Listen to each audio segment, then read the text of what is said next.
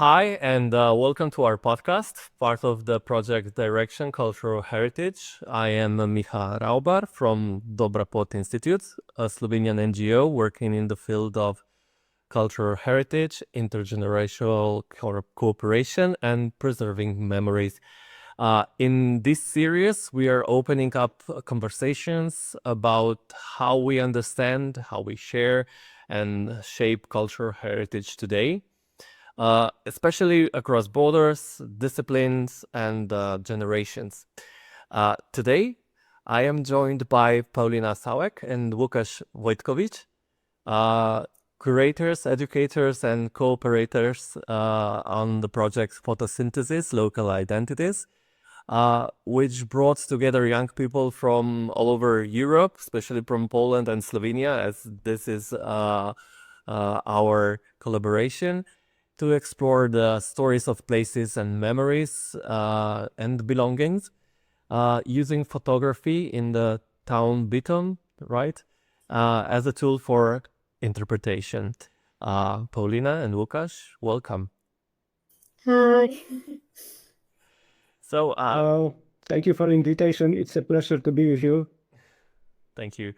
So to start with something simple, or let's see if not so simple maybe, let's talk about identities. What does the word identity mean to you when you were working in the heritage projects or in other projects? So, identities, as we had the chance to explore that term and topic within our project, is very complex issue, which actually is interesting that it can change over the time. And while we start to explore identities, we can easily understand that what we are already interested in, they are changing, and we need to follow them to really understand how they are. And maybe when we already agree that this transformation is part of the identity, we can get or more frustrated or more curious. What are the circumstances or conditions which give the influence for them? And so this is my definition of identity. I learned from our experience at our project. Can you tell more about the project, how it was formed, and where does it come from? So the identities were coming from a special place and a special team, actually. This is true. Yeah. And we had the chance to meet with Paulina kind of 3 or 4 years ago already. Or 5. And Paulina came with the even 5, and Paulina came with the idea to create an international youth exchange program in her hometown in Bytomu. It started with because I'm a photographer, so I had experience with that, and I noticed that there's not that many exchanges about photography. So it started with just wanting to create something artistic with photos, and then we were thinking about a place, and it's easily come to mind that we can take our my town that is so and also the heritage and traditional here are completely different as is Silesian region. So it just kind of different that we thought about nicest places, like we could maybe think about mountains and stuff like that, but then it idea of identity and like discovering also kind of is how traditional and this identities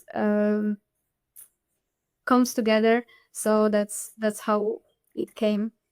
I moved to Silesia region in 2018, and I was very curious about this local heritage and local culture and traditions, because I was coming from another part of Poland, and I met there instantly many activists in different ages, And one of those activists was Paulina, who was one of my guides to learn about local identity of Silesian people living in this region, as well as understand the history and those pivot points and this transformation process, which is still ongoing about different levels of the identities. So actually, I was very happy that I had many guides, and one of the local guide about local history, and especially about local situation nowadays, to understand how it's going there, was Paulina. And when we met on another exchange, we started to talk, and we found that it could be interesting for both of us to create such a project. And actually, the project, when we invited Slovenian team, among others, also was already the second edition of the exchange, when we also were already prepared to go a bit deeper than we had the first touch in 2023. Just for the frame, can you explain a little bit what the project is about? We met with Lucas in Bytomu because he was working then at that time, and we met on different exchange in Italy, and then after 2 more, I had this idea about photographic exchange, and then we discussed. We made a team. I made a team with my friends that were also photographers.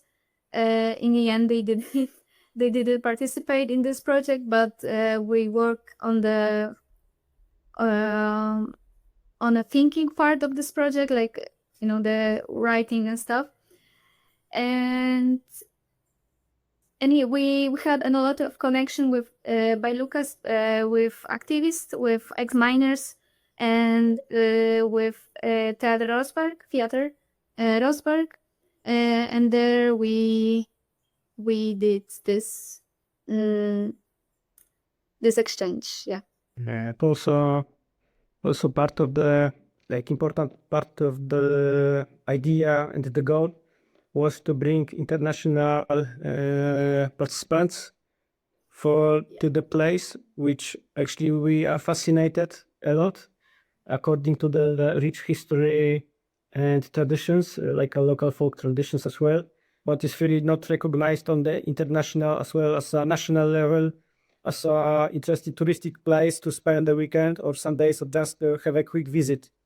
So actually the first thought of us was to share this fascination with people who could be brave enough to visit this unusual place.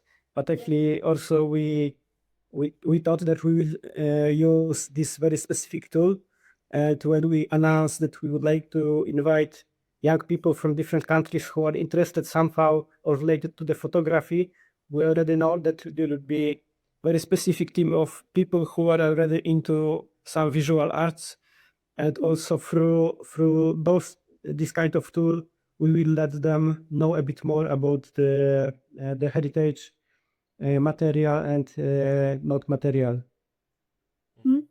They won't be that. It was like a kind of trick. Yeah, it was kind of trick to bring people to not a very touristic place, and still try to create valuable and great time for everyone. And actually, because it also we already had 2 editions, and really from all the participants we had very good feedback at even not only for the participants who came from abroad, but still we are in our local partners with, for example, those ex-miners association, who are still keeping asking me who we will bring to them next year and from which countries. So actually also we already created like this approach and the need on the local level. So they are expecting us to have more international projects there, which is very cool actually. Yeah. And also for me it was at that time I didn't know, but during the project I created that kind of goal and mission for me, that as a local, as a Bytomian, it just came to my mind that I want to show locals also interesting part of Bytom through the eyes of people that are not from here and maybe didn't visit Poland at all, and that's the first expression of being here. And usually they were so, like the participants, they were so surprised that it's not that pretty, but it's still interesting, and that was the nicest part of this. Mhm. So if I understand correctly, in photosynthesis, young people created powerful visual stories actually of the place and presented them. What surprised you actually about their perspectives, for example? Actually, for me, it was surprising that shortly when they understood where they are and what's going on around, also many of them, they already started to share their stories and find some associations with their hometowns in different countries, or to share the stories of different regions, but also similar to Silesia, where there was this coal and iron industry background. Or their family stories if somebody was working in the field of coal and iron industry. So actually it was surprising for me that even if somebody is coming from central Sweden where there is no industry or just forest industry, still they found many associations, and they already it was like a provoking for them to share their stories and to look for their identities or look for their heritage they already know. On another level, we are very we had a chance to find another links to each other. Also, we need to remember that when we bring young people from different countries and they meet for the first time, they still need some time to bond with each other. But when we evoke those associations, we can discover quickly that we are more similar than we thought at the beginning. Also, those friendships between them is rising very quickly, and actually, also now we know, like after 2 years or after 1 year after our project in Bytomu, the second edition, still those friendships are very strong, and we are very happy about that. Mm-hmm. Yeah. So the project linked the people that were involved, and what was the main topic in the project about heritage? I could say that we didn't want to provide them the main or mainstream narration how it's going there, but actually our idea for the project was to create as many opportunities to meet local activists, also with different backgrounds, to let those participants really learn, but actually also to create their own opinion how it was in the past and how is the situation at the moment in the city.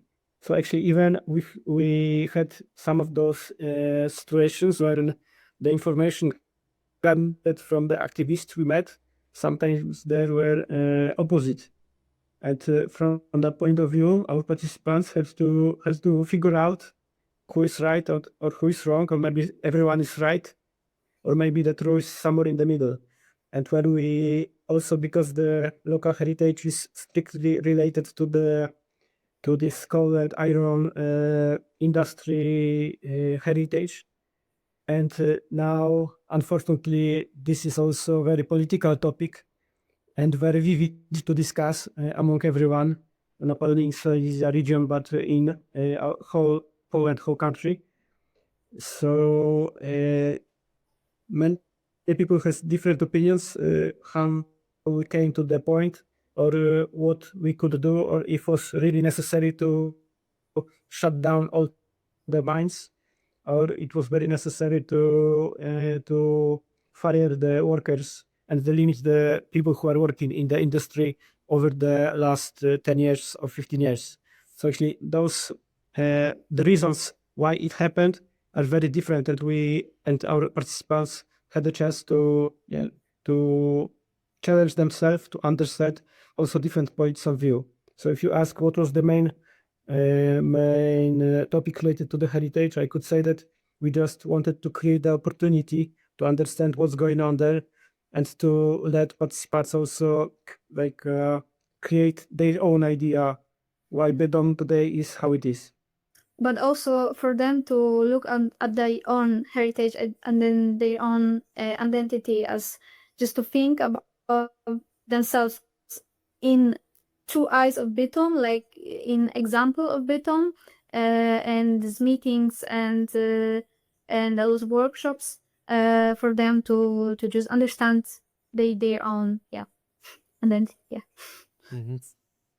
So, is heritage something that we inherit passively, or it is always recreated in each generation, in each point from each point of view, from your point of view?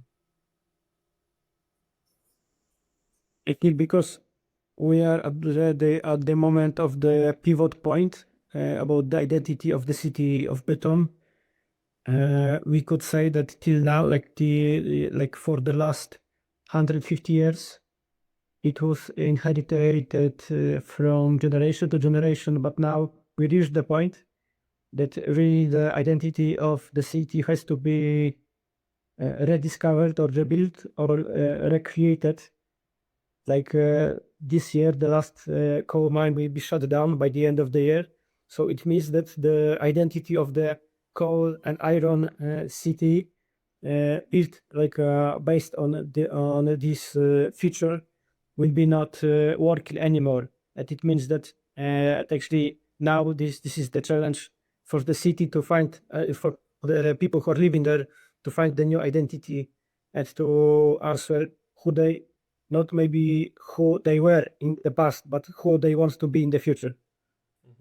So the identity is not fixed anymore from your point of view. It's a little bit more fluid.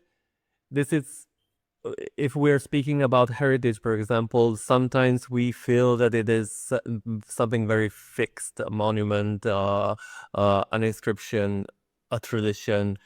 But in this project and through identities also, from my point of view, we can see that shift that happens, that interpretations of the heritage, of the identities of a place can be very fluid, or can be can have new interpretations through new voices, especially young people. Yes, it is like that. But maybe it's important to mention that still, even if soon will not work anymore for the city, still the citizens have huge respect for the heritage, and when they adapt this like old mining and factories buildings for new activities, and many of them are already adapted for sport or cultural activities, still they keep in mind and they pass this knowledge how it was 100 years ago. Also they put photos how it was 100 years ago. It was another city or in another profile of the city there today. So as you said, when especially young people express their needs, how they would like to improve their the quality of their life, and how they would like to stay living in Bytom, and the local government also consider those needs. And as I said, they create many new sports centers or culture centers or other educational centers for everyone. But still, this heritage is important for everyone, and they are still proud of that. And for me, this is very, very unique. And this is also one of the reasons why we wanted people from different countries also to learn from that example, and as Paulina said, also to try to find some similar places, maybe in their neighborhoods or in their cities, in their countries, and to learn from Silesians how to be proud of your heritage. That's great. So, how did your participants approach storytelling, for example? So we did dedicate them time to first discover Bytom and first take photos and took that story and his story of in that level of Bytom. With our exhibition, we gave them time to also make their own descriptions about their time in Bytom, but not necessarily. It can be related to your identity, and it could. And for me, as you ask about example, it was beautiful for me, and it's always maybe the description are a little bit more important for me than the photos itself, because description is telling us what they actually learn on our project, and not only on project but with our city, with Bytom, right, with the whole identity process. And when you ask about example, I was thinking about it, because usually people make photos of cities, like in the city, like street photos and stuff like this. And for example, your participants, Anya, did something completely different, and she did beautiful portraits of back and eyes.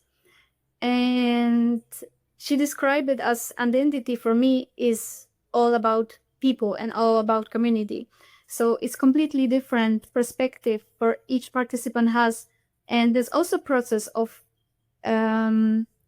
thinking about and discovering your own identity and your own heritage, as you have to process it and find it. Because in Bytom, of course, we photographing Bytom, so it's kind of what we gave them about, the identity is what we gave them on a plate. But then we can see what they are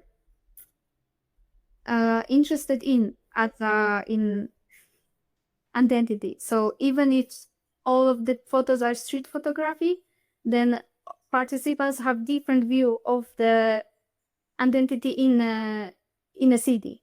As we are now at photography, let's talk a little bit about the medium itself. Photos are often seen as memories captured in time, as let us say, silent witnesses. But in your work, in your project, they become an active tool actually for interpretation.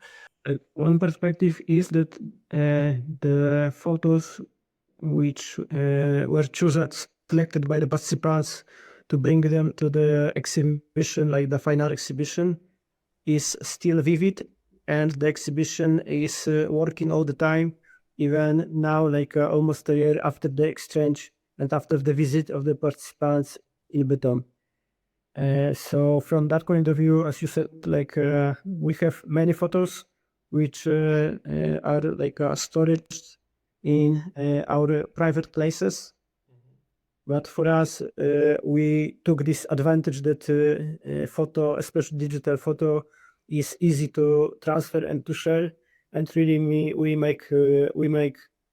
we take this advantage to promote not only the project but also to tell many people and to provoke them to still think about their identities and their heritage in different places, not even in Europe, but also all over the world.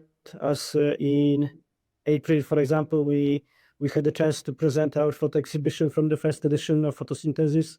Also in Brazil, in Mogi das Cruzes, on the festival organized by friends of one of our participants, who already was a Brazilian artist, emerging artist, who took a part in the first edition of Photosynthesis. So we, as I said, we really, those photos are really working, and we are very happy about that. And they have, if we come back to the storytelling, they have their own will to create a story by photos, because they have, like, each participant have two pictures, and one of them usually were digital, one analog one, but they had completely free will. And for example, Anya has two digital photos, so as she wanted, that's okay totally, because it creates a story for her, so it's okay. And then with 2 photos, you can create your own storytelling with your own identity. And also you have a description that you can, we have some maximum words because we have to be short, but some people wanted to have like whole paper of poem or of a description, or people just wanted to have just title and that's it. So that's also speaking for itself as people and their own identity and what they want to share with others. Mm-hmm. Actually, in your project, you used a lot of techniques actually from photography itself. So you have this also the notion of old techniques and the new techniques. So it was quite a mixture, a very interesting mixture from that point of view. So were there any other stories that emerged from this one, from analog and digital? What was the complementation from each other?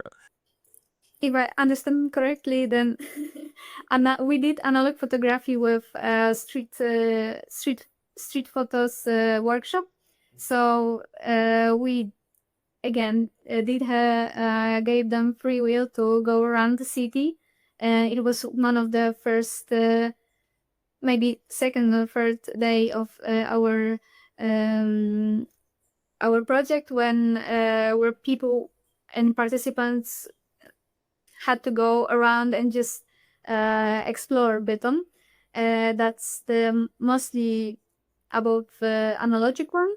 And then we go to the dark room and develop it, and they develop it themselves with a little help. Yeah, and digital, we went to studio also, so professional studio, and they had a chance to also participate in professional studio photography setting, like with lamps and stuff like this. We did have a nature photography also, because in Bytom we have like a little park.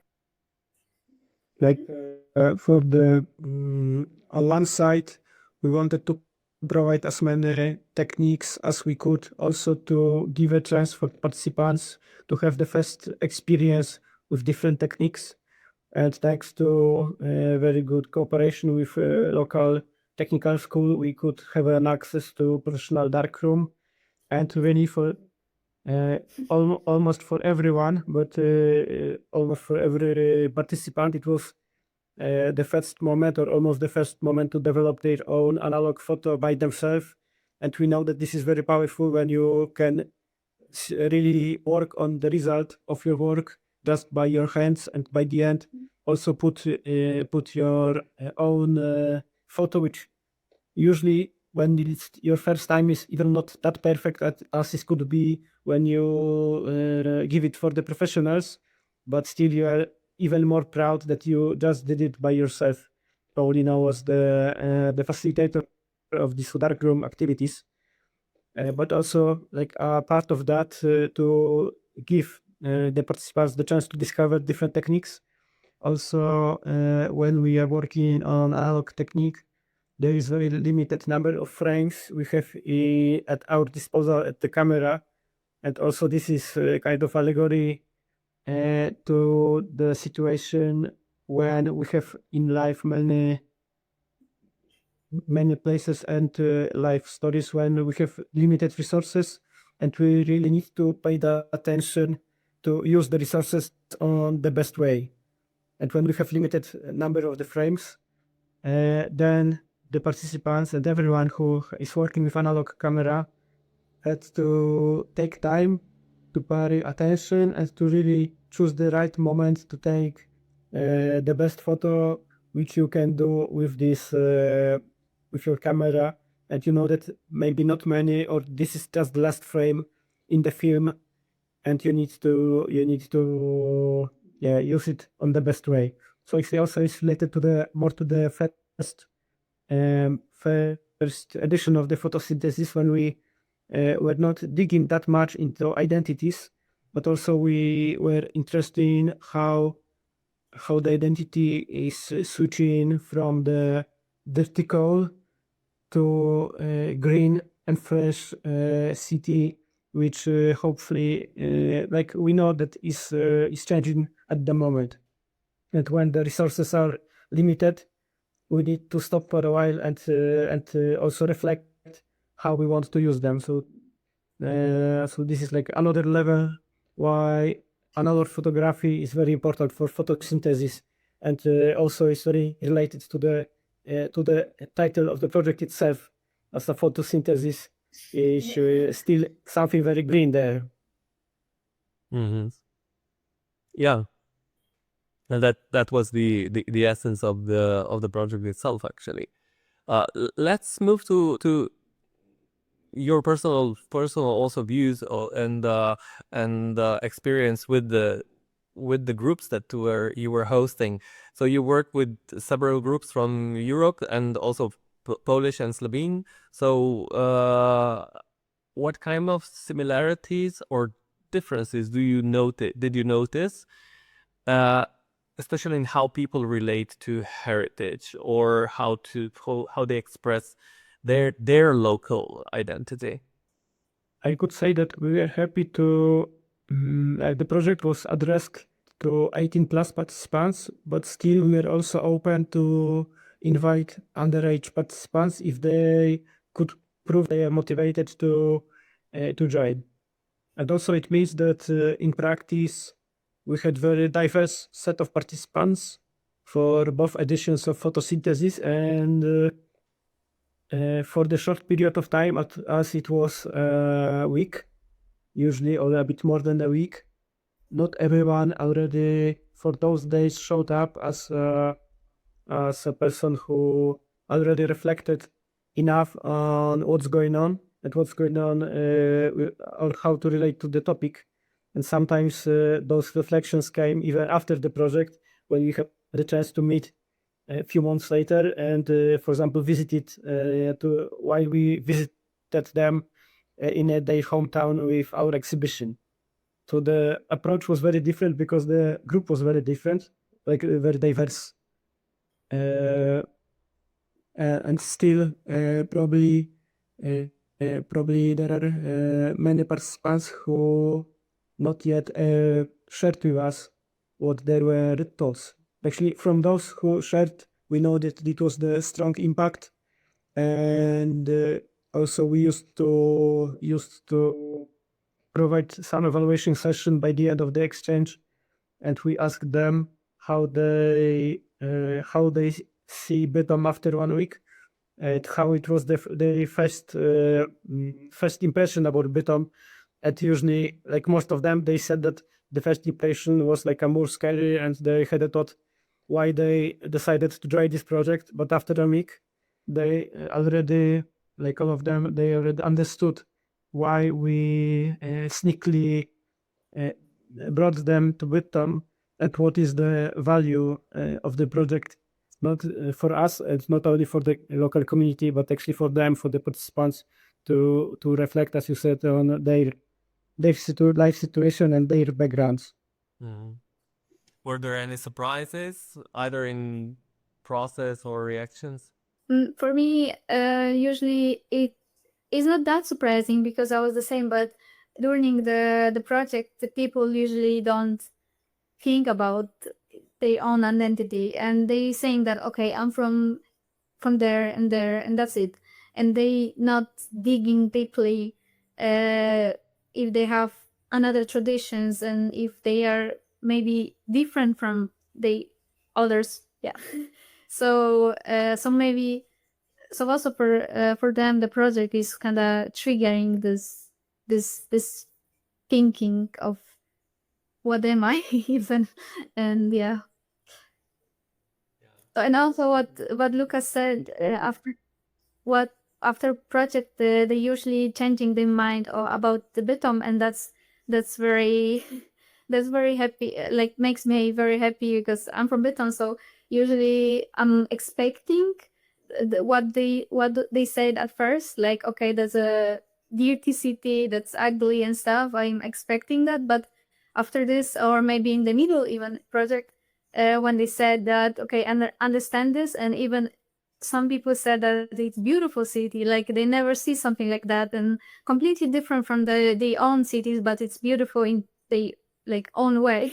So for me, it's surprising, but super nice feeling.